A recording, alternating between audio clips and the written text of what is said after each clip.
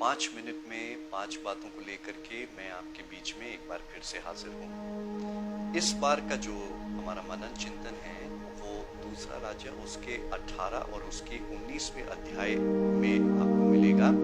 और यहाँ पर हम एक व्यक्ति के बारे में पढ़ते हैं जिसका नाम हिजकिय्याह है। हिजकिय्याह एक राजा है और 25 साल की उम्र में वो राजा बन गया।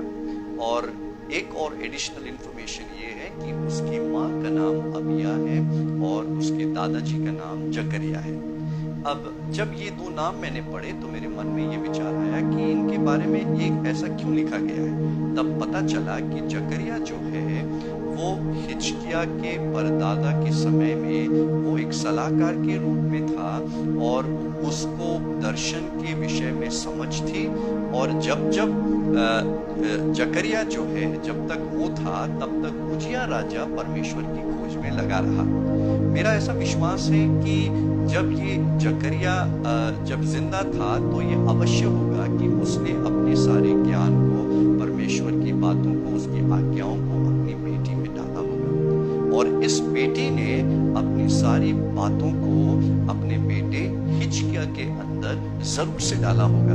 आप पूछेंगे कि ये कैसे हो सकता है, तो मैं इसलिए कह सकता हूँ कि जैसे ही वो राजगद्दी पर बैठा उसने अपने पिताजी के सारे जो कानून उस समय के थे उसको पूरी तरीके से पलट दिया। उसने मंदिर का दरवाजा खुलवा दिया, मंदिर की सफाई करा दी और सारे पर्वों को उसने मनाना शुरू कर दिया।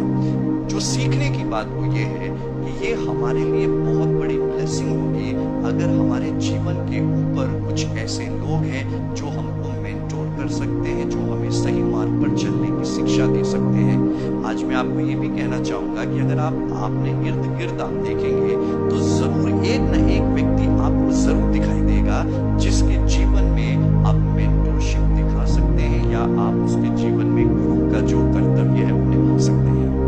नंबर 2 अगर हम देखेंगे तो वो ये है कि हिजकिय्याह राजा जो था उसको अपनी प्राथमिकताएं मालूम थी। उसके पिता के जमाने में परमेश्वर के प्रति लोगों ने अपनी पीठ को दिखा दिया था, परमेश्वर से दूर चले गए थे।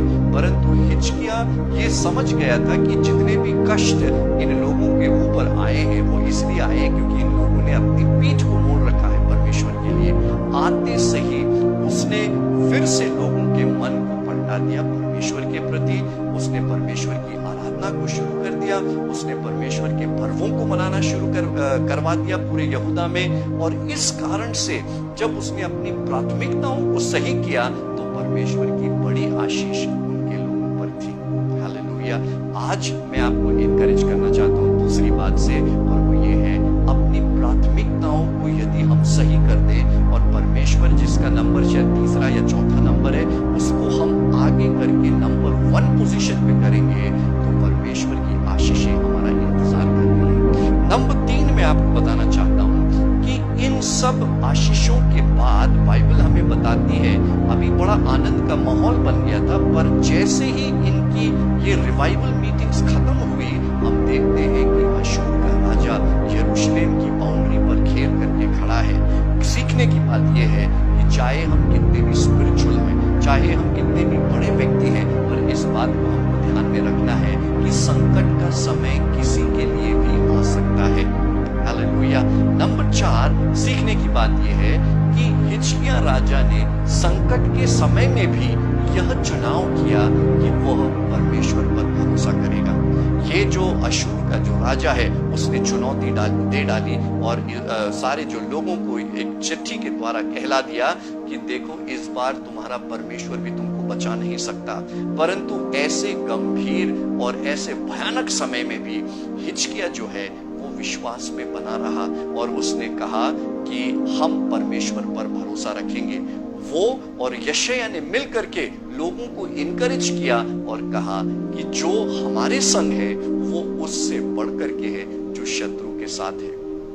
आज ये बात कोई एक न एक व्यक्ति को ये सुनना जरूरी है कि जो आपके साथ है वो शत्रु से बढ़ करके है। चाहे परिस्थिति असंभव क्यों ना हो, परंतु यदि परमेश्वर आपके और मेरे साथ है हम हर मुश्किल को पार कर सकते हैं। पांचवी और आखिरी बात हिजकिय्याह के बारे में यह है कि जब हम उसके अंतिम दिनों तक पहुंचते हैं तो हम देखते हैं कि परमेश्वर ने उसको बहुत अकम्प्लिश लीडर करके इस्टेब्लिश कर दिया था। उसके पास बहुत धन संपत्ति थी, उसने कई नगरों को मजबूत किया, कई चीजों को इकट्ठा किया, स्टोर हाउसेस बना दिए, परंतु इन सारी बातों में हम देखते हैं कि उसका मन भूल गया और घमंड में आकर के उसने बहुत दिखावा भी किया। और बाबिलोन का जब लोग वहां पर विजिट करने आए तो उसने अपने सारे खजाने को खोल करके उनके सामने दिखा दिया, जो कि उसके लिए सही नहीं था।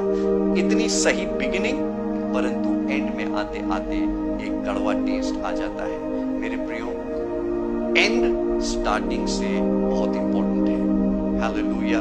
प्रभु हम सबको अनुग्रह दे कि अगर स्टार्टिंग अच्छी करिए तो हम इस बात को इंश्योर करें कि हमारा एंड भी आशीषमय हो। Thank you, God bless you.